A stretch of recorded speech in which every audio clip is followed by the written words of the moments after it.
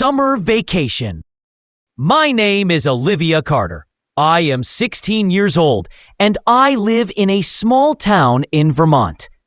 Every year, when school ends in June, my mom and dad plan a summer vacation for our family.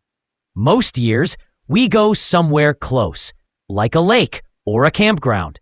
But this year, they surprised my little brother Noah and me with something different. We're going to California, my mom announced one evening as we sat around the dinner table. My fork stopped halfway to my mouth. California, I repeated. Really? My dad grinned. Yes, we're renting a car and driving across the country.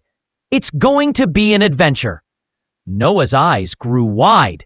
He was only 8 years old, and he loved the idea of a road trip. Will we see the ocean? He asked. We sure will, Mom said, smiling. And Disneyland, too. I felt like my heart was going to burst with excitement. I had never seen the Pacific Ocean. I had never been on such a long trip. When do we leave? I asked. Next Saturday, Dad said. We'll be gone for 3 weeks. I couldn't stop smiling. All week at school, I told my friends about it. Some of them were going to summer camp. Others were staying home. But none of them were driving all the way to California. The night before we left, I packed my suitcase carefully. I put in my favorite shorts, tank tops, a new swimsuit, and my camera. I wanted to take pictures of everything. I went to bed early, but I could hardly sleep. My mind kept thinking about the things we would see. The mountains, the deserts, the ocean waves. Early the next morning, Dad loaded the suitcases into the back of our blue SUV. Mom packed snacks and water bottles. Noah brought his stuffed dinosaur and a stack of comic books. When everything was ready, we locked the house and climbed into the car. Everybody ready? Dad asked.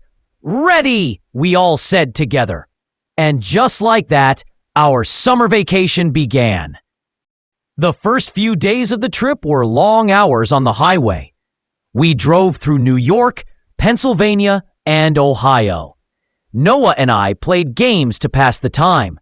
We counted license plates from different states. We looked for funny billboards. We sang along to songs on the radio.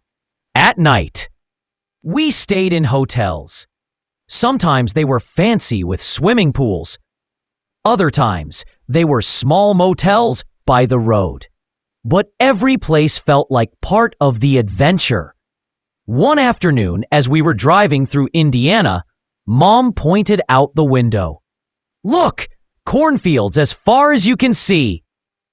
It was true. The land was flat and green and stretched out forever. It's pretty, I said.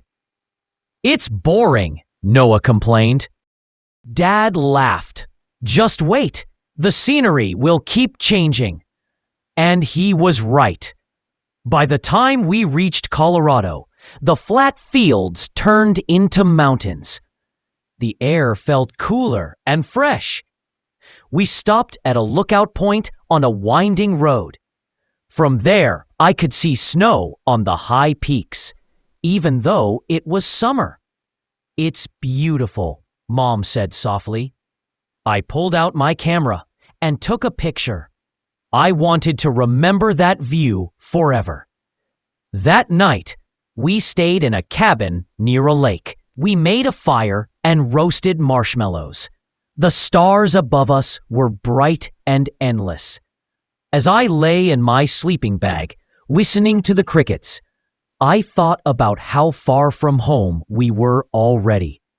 And we still had so many miles to go. After Colorado, we drove through Utah. The land was like nothing I had ever seen. Red rocks and tall cliffs, dry canyons and dusty trails. We stopped at a place called Arches National Park. It was hot, almost too hot to walk, but we hiked a short trail to see a giant stone arch. Noah pretended it was a dinosaur bone. He climbed on the rocks and roared.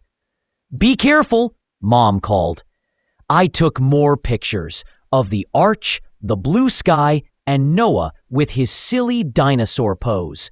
That evening, we reached Nevada.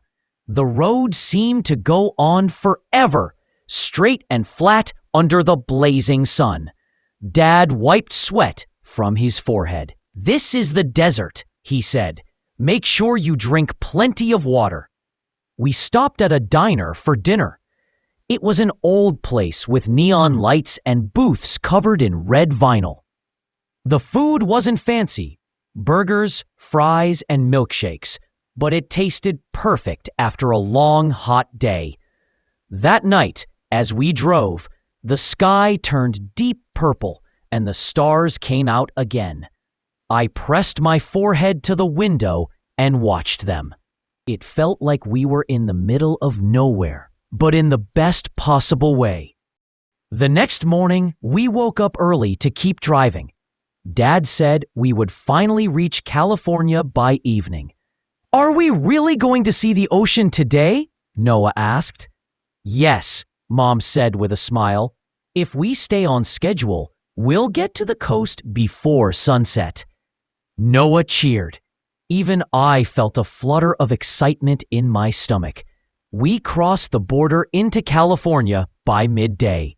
The landscape slowly changed again. The desert gave way to green hills and small towns. Around late afternoon, the traffic grew heavier. Cars crowded the highways. Palm trees lined the streets. It looked exactly like I had seen in pictures and movies. "It's so different from Vermont," I said, pressing my face to the window. "It feels like another world," Mom agreed. Dad looked over his shoulder at Noah. "Ready to see the ocean, buddy?" "Yes!" he shouted. We finally turned onto a road that led toward the beach. I could smell salt in the air before I could see the water. Then, suddenly, there it was, the Pacific Ocean stretching out blue and endless under the evening sky. I gasped, "Wow!" Noah's eyes were huge. "It's so big!" Dad parked the car in a lot near the sand. We all got out and walked toward the shore. The breeze was cool and the waves crashed gently against the beach. Seagulls flew overhead, calling out in the fading light. I slipped off my sandals and let my feet sink into the wet sand. The water rushed over my toes, cold and fresh. For a moment, I closed my eyes and just listened to the waves. I had never felt so far from home, or so happy to be somewhere new. That night, we stayed in a small hotel near the beach. Our room had a balcony that looked out over the ocean. After we unpacked, Dad ordered pizza, and we ate dinner sitting outside, watching the waves roll in the moonlight. "This is the best vacation ever," Noah said with his mouth full of pizza. I couldn't argue. The next day, we woke up early again. This time, not to drive, but because we were going to Disneyland. Noah was so excited that he hardly touched his breakfast. "Can we go now, please?" he begged. "Give us a minute," Mom said, laughing. "It doesn't open until 9. I had always dreamed of seeing Disneyland. When we finally pulled into the parking lot, my heart was beating fast. We stood in line to buy tickets. Even the entrance looked magical, with colorful flowers and the big sign that said, "Disneyland, the happiest place on earth." When we walked inside, it felt like stepping into a storybook. Music played from hidden speakers. People everywhere were smiling, taking pictures, and buying cotton candy. "Where should we go first?" Dad asked. Noah jumped up and down. "Space Mountain!" Mom shook her head. "How about something a little calmer to start?" We ended up riding the Pirates of the Caribbean. The boat floated through dark tunnels, filled with singing pirates and treasure chests. Noah was a little scared, but I loved every minute of it. We spent the whole day going from one ride to another. We ate ice cream and popcorn. We took photos with Mickey Mouse and Donald Duck. By the time the sun went down and the fireworks started, I was so tired I could hardly stand. But I didn't care. As the sky exploded with colors, I thought, I never want this day to end. The next morning, we took it slow. After all the excitement, we needed a little rest. We walked along the beach, collecting shells and small rocks. Noah found a piece of driftwood shaped like a whale's tail. He held it up proudly. "Look what I found!" he yelled. "That's a good one," Dad said. "Maybe you can take it home." I took pictures of the shells we found. Each one was different. Some white, some pink, some striped with brown. After lunch, we drove to a small town nearby. There was a boardwalk full of shops selling souvenirs. Mom bought a painted tile that said California Dreaming. She said she wanted to hang it in our kitchen back home. I picked out a silver bracelet with a tiny wave charm. It wasn't expensive, but it felt special. Before we left, we stopped for ice cream. I chose mint chocolate chip, my favorite. We sat on a bench, eating and watching the ocean. "Thank you for bringing us here," I said quietly. Dad looked at me and smiled. "You're welcome. I'm glad you're having a good time." I nodded. I think this is the happiest I've ever been. After a few days near the beach and Disneyland, it was time to keep exploring. Dad said he wanted us to drive up the California coast before we started heading home. "It's one of the most beautiful drives in the world," he told us. So we packed up our things again and got on Highway 1, the road that followed the ocean north. Everywhere I looked, the view was like something out of a movie. The cliffs dropped straight down to the blue water. The waves crashed against rocks far below. Wildflowers grew along the edges of the road. Sometimes we stopped at viewpoints to take pictures. At one place, we even saw sea lions lying on the sand. They were huge, with shiny gray bodies. "Whoa," Noah said. "They look like giant sausages." Mom laughed so hard she almost dropped her phone. We spent the night in a small town called Carmel. The streets were lined with art galleries and little bakeries. We had dinner at a cafe where we ate outside under strings of lights. I ordered pasta with fresh tomatoes and basil. It tasted better than anything I'd ever had. After dinner, we walked down to the beach. The sand was cool under my feet, and the stars were bright above us. "Tomorrow we'll head inland," Dad said, as we stood there listening to the waves. "But tonight, let's just enjoy this." We all stood in a row, Mom, Dad, Noah, and me, and watched the ocean until it was too dark to see anything at all. The next day, we drove away from the coast toward Yosemite National Park. I had read about Yosemite in my school geography book, but seeing it in person was something else entirely. When we arrived, the giant cliffs rose up on both sides of the valley. Waterfalls tumbled down the rock faces, sending mist into the air. The trees were taller than any trees I'd ever seen.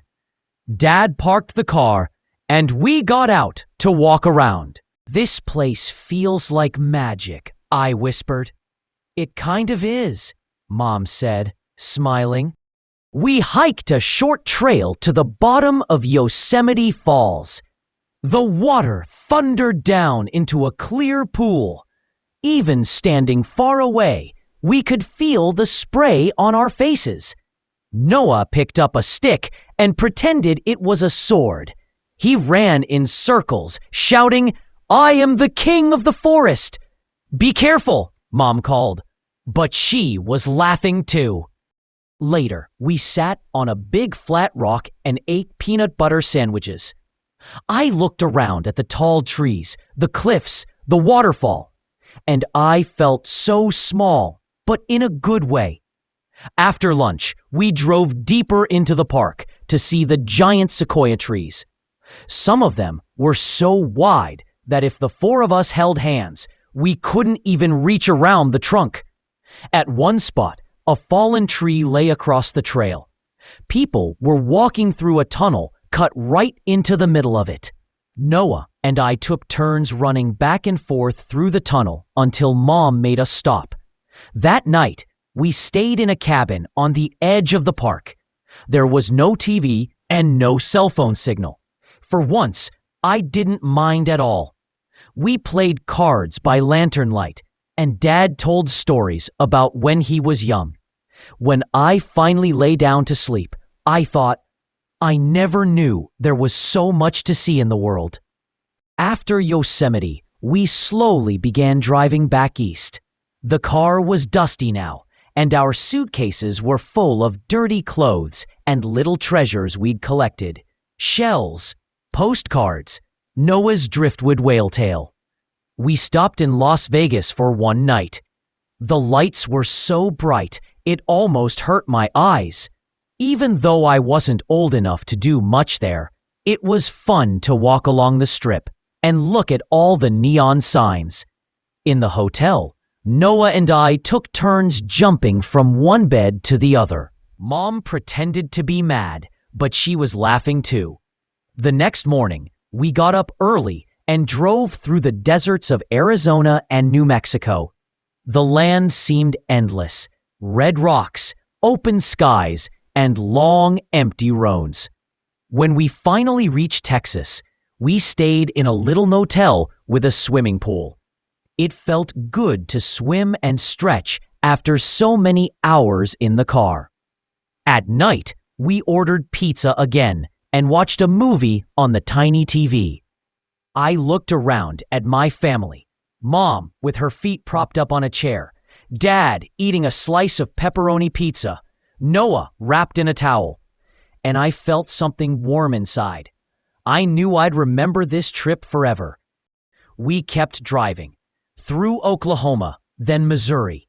Every day we got a little closer to home, but part of me didn't want the trip to end.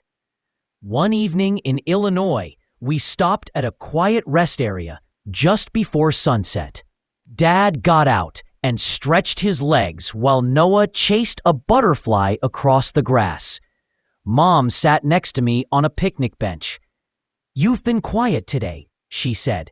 "I'm just thinking," I replied. "About what?" "About everything," I said. "This trip, how lucky we are, how big the world is." She smiled. "It is big, but you know what?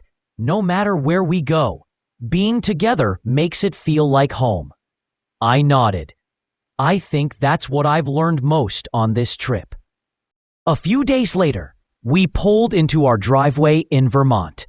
The garden was overgrown and our mailbox was full, but everything looked exactly the same as we'd left it. "Home sweet home," Dad said, turning off the engine. Noah jumped out of the car and ran into the yard, pretending it was a jungle.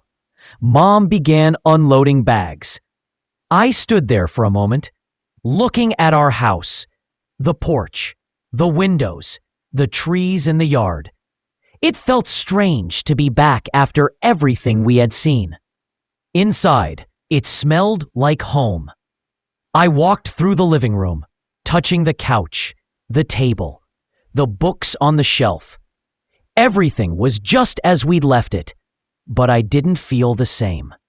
Later that night, I lay in bed, staring at the ceiling. The silence felt louder than I remembered. My room was filled with little things I'd collected over the years. photos, books, stuffed animals, but now I had new memories too. Memories of mountains, oceans, sunsets, deserts, cities, and nights under the stars. And those memories would stay with me forever. School started a few weeks later. My friends asked what I did over summer vacation. I smiled. We went on a road trip to California. They looked surprised. All the way to California? Yeah. We saw everything. The ocean, Disneyland, the mountains, even the desert. Wow, one friend said. That sounds amazing. It was, I said. It really was. Sometimes, in class, I would daydream about the trip. I'd remember the sound of waves crashing, the sight of stars over Yosemite, or the taste of mint ice cream on a warm beach afternoon. At home, I made a scrapbook with the pictures I took. I glued in ticket stubs, receipts, and pressed flowers. At the top of the first page, I wrote in big letters, "Summer vacation, the best days of my life." And they truly were. Not just because of the places we went, but because we were together. We laughed, we explored, we learned, and we made memories that would never fade. It was a summer vacation I would carry in my heart forever.